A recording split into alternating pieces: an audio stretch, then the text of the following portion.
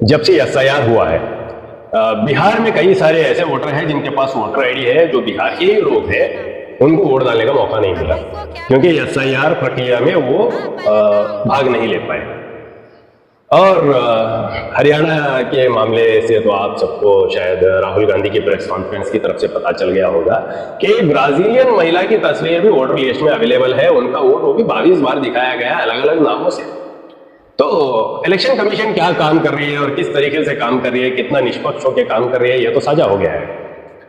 कुछ लोग ऐसे भी दिखाई पड़े जिनके पास वोटर स्लिप थी, वोटर लिस्ट में उनका नाम था, जब वो वोट डालने गए तो उनको पता चला कि कोई और उनका वोट डाल के चला गया।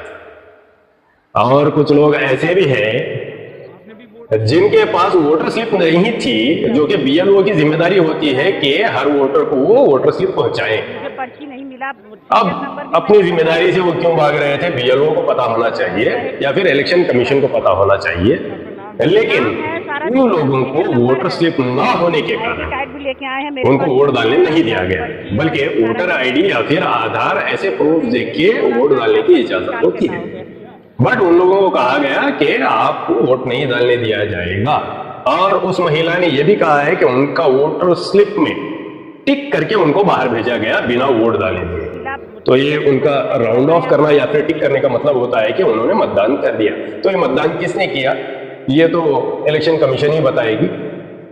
और एक आपको खास बात बताना चाहता हूं, कुछ ऐसे लोग हैं जो राष्ट्र या स्वयं सेवक की बात करते हैं, जो राष्ट्र की सेवा की बात करते हैं, जो देशभक्ति की बात करते हैं, और वो लोग जो है इस देश को धोखा देते हैं।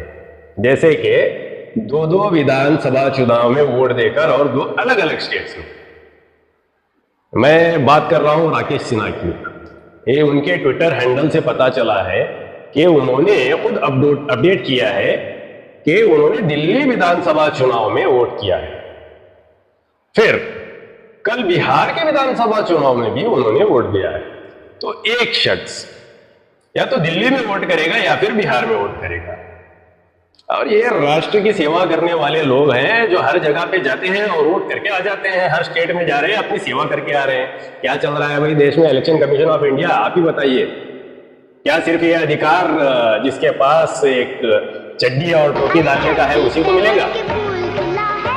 तो इस देश में ऐसे कानून या फिर ऐसी छूट मिल रही है, ये सिर्फ कुछ बीजेपी के नेताओं को मिल रही है लगता है, क्योंकि राहुल गांधी जी ने भी अपनी प्रेस कॉन्फ्रेंस करके उसमें भी 2-4 बीजेपी के नेताओं के नाम